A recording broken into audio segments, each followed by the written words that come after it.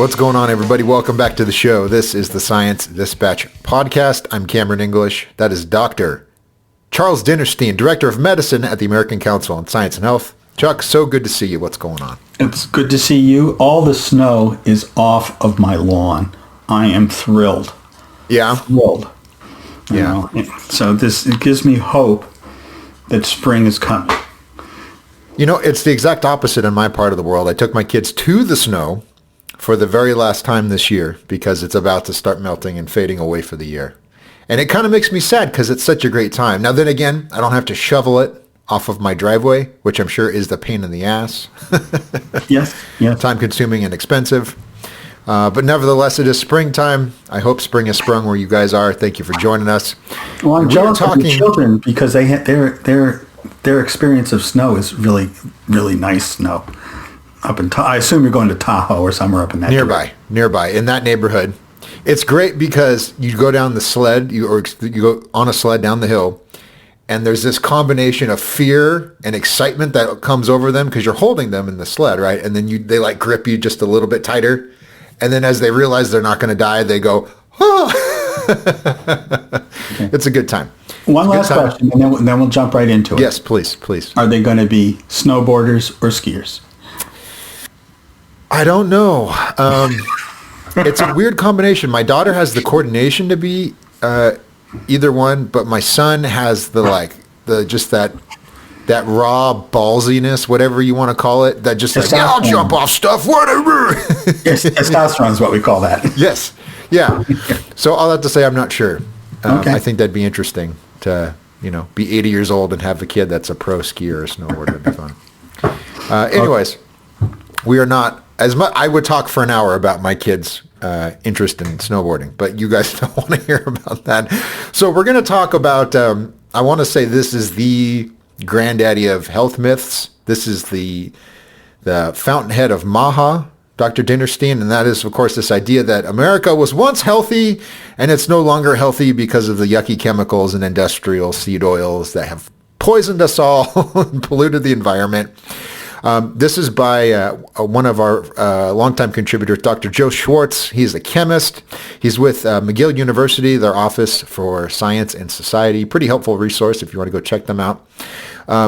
Article simply titled, America's Healthier Past is No More Than a Myth.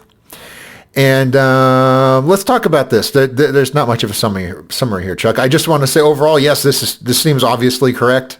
I think the standard or the average life expectancy was 45 years old in 1900. Yes. And now it's significantly higher. We've doubled it more or less thanks to those drugs by that evil big pharma that is trying to poison us by making us live longer so they can sell us more drugs because we're alive for longer. Right. So there's a vaccine paradox, but let's use that one though.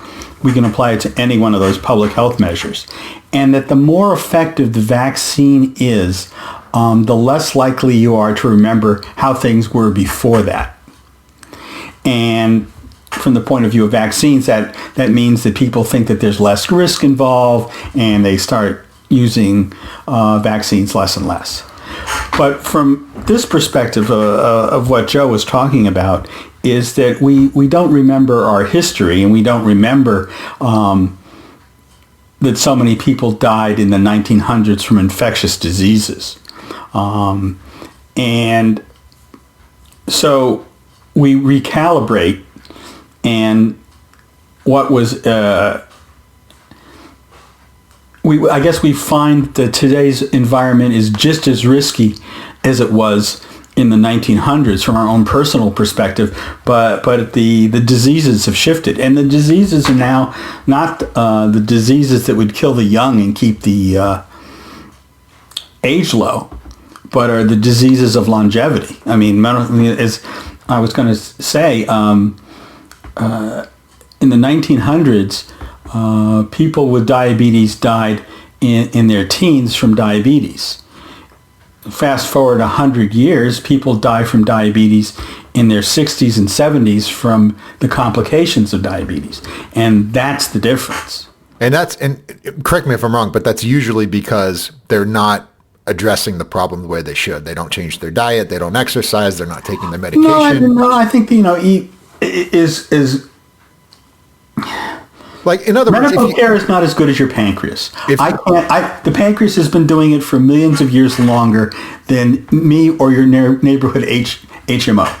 And so complications from diabetes will develop no matter how well you care for yourselves. But you will live significantly longer. If you were 8 years old and had diabetes, you didn't see 10. Now, the Jonas Brothers, look at they're running around. I can tell you have grandchildren because you're making references like that. That's fun. Well, no, I just pick it up. That's we can call that a boomer reference. It's just enough for me to know that name. I get it. You're like one of the boomers, but you're in. Broadly, what you're talking about here, I think, is survivorship bias, right? I didn't experience polio or measles or any of these other nasty diseases. I didn't get malaria, so I don't think, chemistry like DDT is important, right? We got rid of it because it was bad. End of story. And you can do that for basically any public health intervention. If you have some reason to say, no one does, but if you're like, I don't like sanitation, soap scares me, right? You can just minimize the impact it had because you're benefiting from the positive. Right. I mean, a lot of what the MAHA crowd is talking about are first world problems. If we were to fast forward to a low-income country, and when we fast forward to that country, it's like a time machine. Now we're going to roll back 100 years.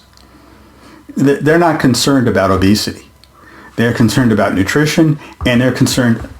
India is the second largest country in the world in terms of population. They're still working on toilets. Right. That's a national goal to get their sanitation system to everyone. So MAHA is, in its own way, those are all things that are important to consider, but they're only important to consider for high-income countries where all the things that they rail against have allowed us to live for far longer. Yeah. And to have all these other new problems. And that's the part that's strange to me is, like, nobody denies something like refrigeration was enormously important for public health, right? Just for preventing foodborne illness. I don't think they think of it as a public health thing. I think if you ask people, is refrigeration a public health good? They would, no, it's for my meals. I understand what you're saying. But in other words, like the MAHA people, MAHA adjacent, whatever you want to call them, they don't have a problem with sanitation or refrigeration or, like basic obvious things, but then they want to pinpoint the things that sort of got us over the hump, right? So one of the things you'll hear is they'll say, infant mortality collapsed because of the fact that we could preserve food and our kids were not eating bacteria-ridden fruit or whatever, right? So they want to say that that's where all the benefit was, but a vaccine that wipes out polio, right? They don't want to give credit to that, even though you're talking about not only death, but just the quality of life that you would lead if you didn't get polio. Paralytic polio was probably pretty awful, right? I like using my legs. Well, it was, and it was so random. Right. That there was no way to protect you. Since there was no way to protect yourself, fear was greater. If you could say, don't go in this stream. This is the polio stream. Right. Don't go swimming in this. That was fine. But it affected the rich as much as it affected the poor. Look at FDR. Come on. Yeah. I think about this sometimes, like maladies today that aren't that big of a deal, like a cut on your finger, like if I cut myself with a knife, I'm like, oh, that hurts like a bitch, but I'm just going to go put some Neosporin on it and go on with my day, right? 200 years ago, that could have led to a serious infection and ultimately killed me, and we don't really consider that because things are so convenient. And I'm glad things are the way they are today, but we just, or like seasonal allergies. Could you imagine having hay fever in ancient Greece, how much would that suck? I hear you. So my favorite... Excuse me. Uh-oh, he's popular. I'm very popular with the drugstore. My favorite factoid in that is that in the 1900s, ruptured appendicitis had a mortality of 85%. Not you got sick, not that you were in the hospital for a while, that you died 85% of the time. And surgery, blessed surgery, brought that to an end. And now the first world problem today is, can we avoid surgery? Can we put them on antibiotics long enough to resolve an appendicitis so that it doesn't rupture instead of surgery? So you see an evolution we keep moving the goalposts every time we have success. So maybe in some senses, MAHA it has moved the goalposts one more time. And now we're concerned about the dye in the Cheerios. Well, I guess the Cheerios don't have dye, but in our cakes, in our tricks, we have the dye there, or we're concerned about whether the French fries, which theoretically we should never be eating anyway, were done in beef tallow, which makes them good, or canola oil from those nasty Canadians. It's just so trying to kill us. So absurd, right? Like. My personal philosophy is French fries once a month or twice a month, not a big deal. You're going to be fine. Your life's probably better because you'll enjoy eating them. You know what I mean? But to plant your flag in, I'm going to cook my fries in beef grease, and damn it, no one's going to stop me from living a healthier life. Right. Well, that goes along with those studies that for every bag of French fries you eat, you lose 15 minutes of your life. And as I've said before, go ahead, because those last 15 minutes are going to be shitty anyway. Yeah.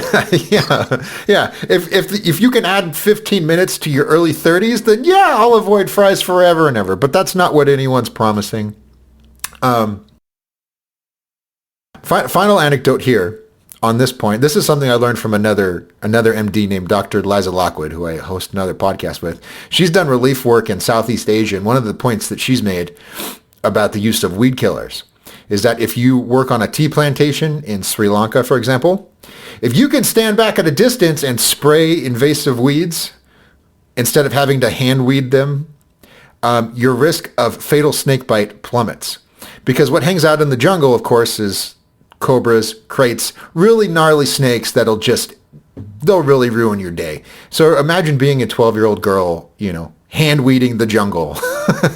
And some jackass in Texas who lives far longer than he used to, who's way wealthier than any of his ancestors, goes, you don't need that. You don't need them pesticides. Those are poison, right? There's just a certain obliviousness to all of this that I find really concerning. It is, again, the things that concern us are very much related to how we fit into our environment. And our environment is very different here. I guess we have a very parochial view of the world sitting here. I mean, I always thought I was very worldly until I moved to the middle of Pennsylvania and discovered how parochial my view of the world has been. Yeah. And I think, not to say that I have everything figured out, because I certainly don't, but I think if I can look at other people that live in other places and go, you should have access to what I have. You know what I mean?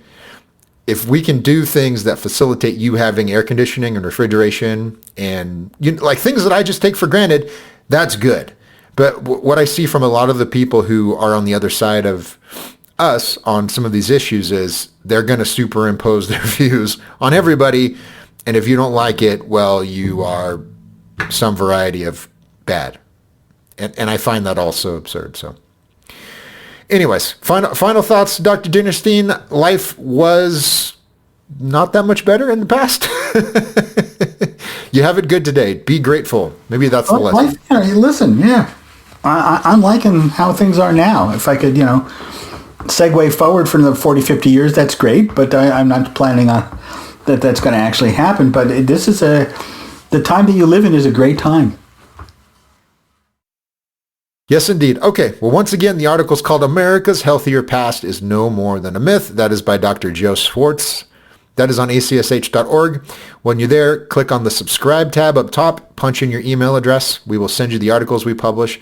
The ones you read are usually the ones we talk about. Be sure to follow us on social media. It's at ACSH.org on X.